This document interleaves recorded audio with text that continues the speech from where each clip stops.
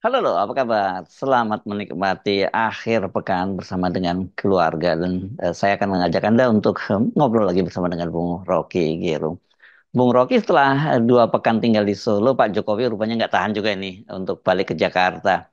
Ini eh, Pak Jokowi ini kembali jadi sorotan media di sholat Jumat di Istiqlal ditemani Menko Pratikno yang kita kenal dulu sebagai orang dekatnya, yakni menjadi Mensesek selama 2 periode.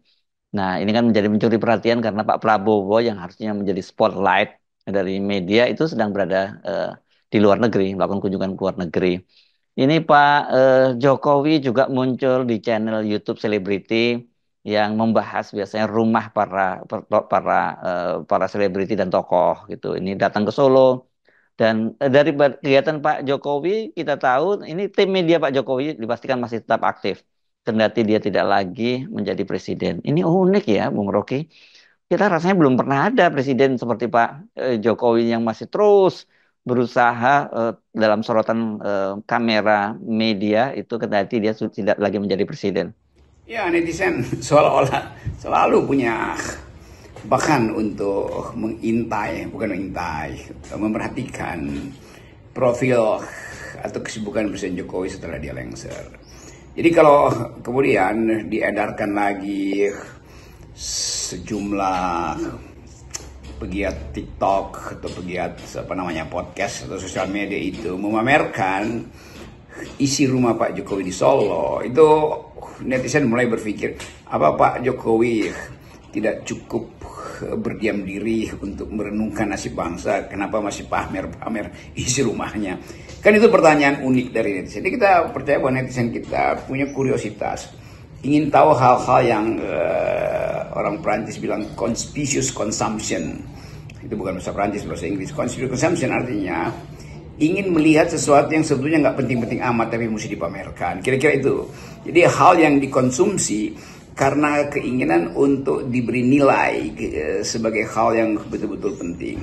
Kita hanya ingin membaca itu dalam arti melihat profil-profil presiden kita. Bung Karno itu rumahnya itu bahkan kemudian disita oleh negara karena peristiwa politik di tahun 65. Tapi Bung Karno masih mengkoleksi banyak lukisan dan dia tinggalkan di istana. Dia mengkoleksi hampir seluruh buku standar ilmu pengetahuan dunia itu.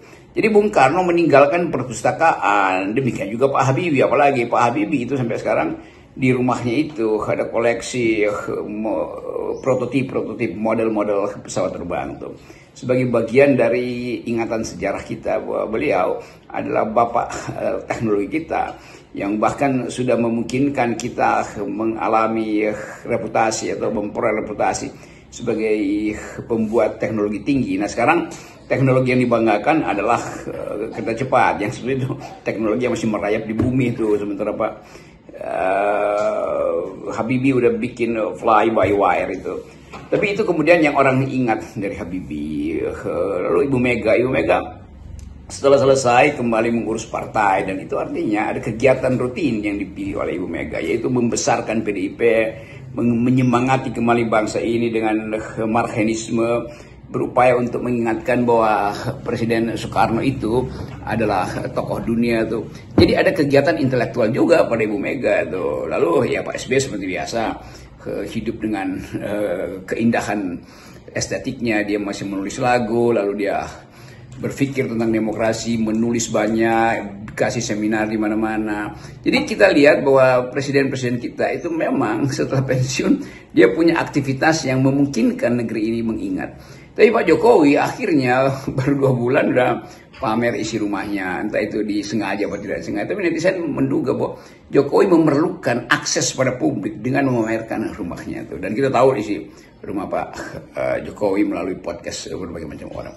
Jadi kelihatan beda karakter. Tapi kita mau ingatkan bahwa seharusnya setelah selesai jabatan ada aktivitas yang diasuh oleh mantan-mantan presiden, aktivitas memikirkan negara. Kan semua presiden itu punya kenangan terhadap memori terhadap apa yang dia lakukan, lalu dia bikin refleksi. Tapi kelihatannya itu agak jauh dari kebiasaan Pak Jokowi.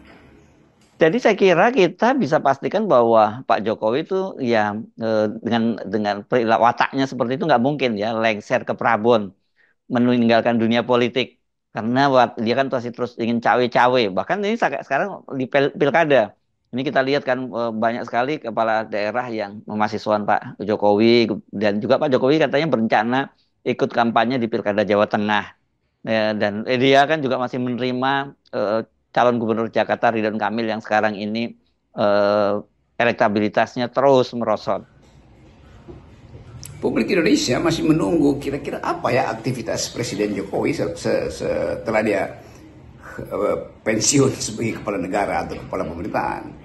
Ternyata masih sibuk mengorganisir ya, calon-calon bupati yang mungkin dianggap peralatan beliau untuk menghidupkan kembali politik Jokowisme ini atau Jokowinomik sebetulnya kan.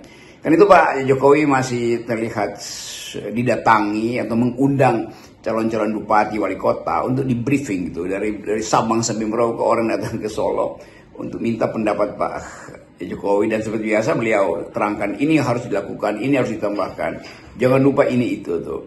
Jadi terlihat, dan itu dipamerkan di media massa, jadi terlihat bahwa Pak Jokowi mau memberi semacam public statement bahwa dia masih mengendalikan atau masih punya kepentingan dengan politik.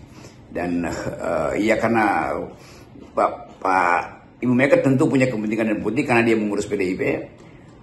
Pak SBY punya kepentingan dengan politik karena mengurus Demokrat. Pak Habibie almarhum tentu meninggalkan universitas, meninggalkan Habibie Center yang juga masih diurus untuk jadi semacam brainchild dari beliau tuh. Anak pikiran, buah pikiran dari beliau itu ditumbuhkan melalui Habibie Center. Dan kita mulai melihat apakah Pak Jokowi akan mengikuti jejak pendahulu-pendahulu dia itu.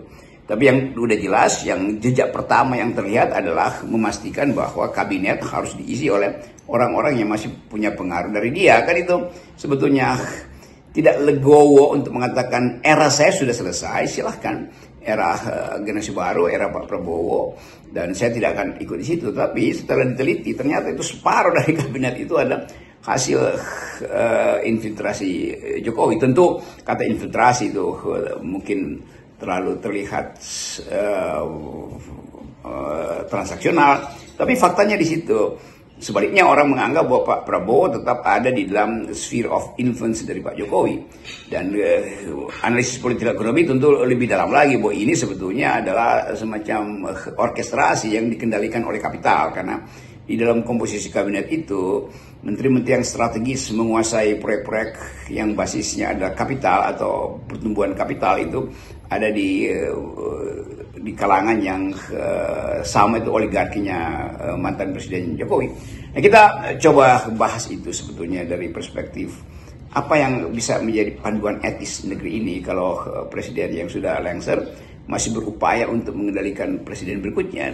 Tapi oke, itu urusan Pak Prabowo dengan Pak Jokowi sebetulnya. Tapi kita mau urusan dua orang itu tetap harus ada di dalam standar etika demokrasi itu. Dan publik tahu bahwa Indonesia ada di dalam masalah karena ada lembaga-lembaga demokrasi, tetapi ethics, democratic ethics ini, value demokrasi itu tidak tumbuh. Dan itu yang menyedihkan sebetulnya setelah Jokowi lengser. Ternyata carry over ke dalam sistem yang baru, sistem pemerintahan Presiden Prabowo adalah kultur yang mirip-mirip, yaitu untuk pencitraan, pengendalian atau manipulasi isu publik. Dan itu yang mungkin akan membuat Indonesia dinilai sebagai gagal untuk mengembalikan demokrasi. Seharusnya sekarang ini kan sudah waktunya ya bagi kita itu mengevaluasi sebenarnya bagaimana kebijakan Pak Jokowi selama 2 periode yang berkuasa. Ini menarik sebenarnya menjadi sebuah kajian secara akademis gitu ya. Supaya adil tentu ada para scholar, akademisi asing maupun lokal yang membuat riset mendalam.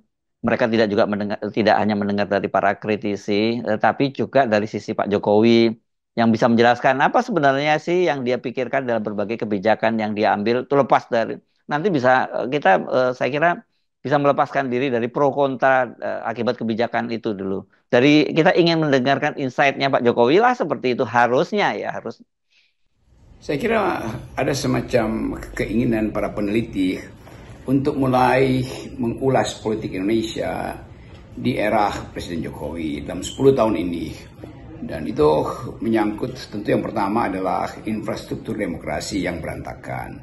Lalu sifat personal dari atau personalities dari Presiden Jokowi tentang watak beliau selama memimpin, kemampuan beliau untuk memanfaatkan jaringan dalam upaya memperkuat posisinya. Tapi ada hal yang selalu ingin diketahui oleh para peneliti yang mungkin akan bikin tesis atau disertasi, yaitu relasi yang menyebabkan Indonesia tidak mampu untuk keluar dari jebakan kelas menengah, bahkan kelas menengahnya turun. Jadi itu satu tema yang memungkinkan kita mengerti kebijakan apa yang dibuat oleh Jokowi sehingga kelas menengah tidak tumbuh. Atau sebaliknya, kebijakan apa yang menyebabkan demokrasi berhenti menjadi semacam penuntun pada kompetisi yang fair dalam soal pemilihan presiden atau sekarang pemilihan pilkada. Karena ini tema-tema yang memungkinkan ada studi komparasi antara Indonesia dengan beberapa negara di Amerika Latin atau negara di Afrika yang sedang menuju failed state sebetulnya.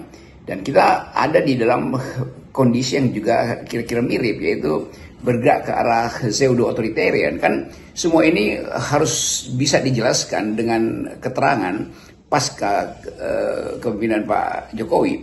Dan itu artinya banyak periset yang mungkin akan wawancari Pak Jokowi di Solo. Jadi sebetulnya lebih bagus kalau ada semacam Jokowi Center untuk memungkinkan orang belajar dari Presiden Jokowi. Entah itu belajar untuk mengetahui apa yang gagal atau belajar untuk mengetahui apa yang sebetulnya masih menjadi misteri di dalam, kendati misteri itu udah bisa dibongkar oleh netizen. Tapi sekaligus ingin kita ketahui dari tangan pertama semacam in-depth interview dengan Presiden Jokowi supaya terlihat modus operandi dari kepemimpinan Presiden Jokowi. Bagaimana misalnya poin yang diajukan oleh Ibu Mega bahwa PDIP memang keliru atau lalai untuk memeriksa kesehatan psikologi dari Presiden Jokowi sehingga menyebabkan Jokowi berkhianat dari PDIP dan membatalkan demokrasi bahkan di partainya sendiri, kan, mengacak-acak ke partai-partai yang lain. Jadi ini satu kesempatan untuk membuka kembali jejak politik atau sejarah politik Presiden Jokowi. Itu yang saya kira lebih baik dikunjungi oleh para researcher ke Solo ketimbang dikunjungi oleh mereka yang sekedar ingin mampir lalu berupaya untuk nyari akses pada Presiden Jokowi atau diundang oleh Presiden Jokowi untuk memamerkan sebagian dari kehidupan keluarganya. Selain Pak Jokowi, peran Ibu Iriana, saya kira juga nggak kalah pentingnya ini untuk diteliti, Bung Rocky, karena posisi beliau ini kan cukup unik ya, mendampingi suaminya Pak Jokowi sebagai presiden 2 periode, dan sekarang anak yang dia lahirkan itu menjadi wapres. Dan ini kalau ini back to back ya Pak, dia menjadi wapresnya, bapaknya baru lengser menjadi presiden, dia langsung menjadi wapres anaknya. Itu sangat jarang itu ada posisi seorang perempuan seperti Ibu Iriana ini.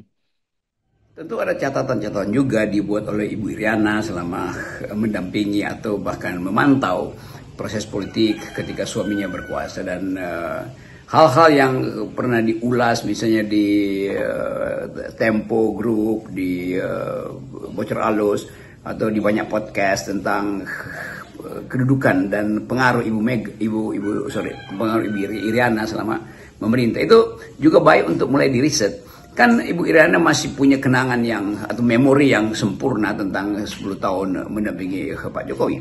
Dan kita mulai untuk mengetahui bagaimana relasi Ibu Iriana dengan Pak Jokowi di dalam memandang peristiwa publik. Kan itu intinya. Dan sangat lebih persis Ibu Iriana memantau suaminya sebagai kepala negara, kepala pemerintahan, berinteraksi dengan lingkungan sosial politik dan sosial bisnisnya, kan.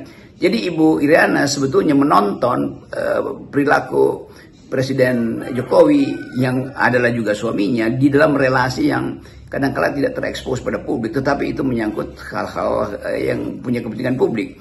Misalnya makan malam dengan siapa sebetulnya, atau siapa yang berkunjung ke Solo, bukan keluarga ya, tetapi komunitas politik yang berkunjung ke Solo, siapa sebetulnya yang lebih sering bertemu dengan Gibran ketika Gibran masih wali kota. Kan semua itu jadi semacam buku harian politik dari Ibu Iriana, dan kalau dia mencatat itu dengan teliti atau secara kronologis orang bisa baca juga hubungan-hubungan psikososial antara Pak Jokowi dengan tokoh-tokoh politik. Kan itu jadi semacam political memory dari Pak Pak Jokowi as told to Ibu Iriana, atau Ibu Iriana mengatakan now it can be told.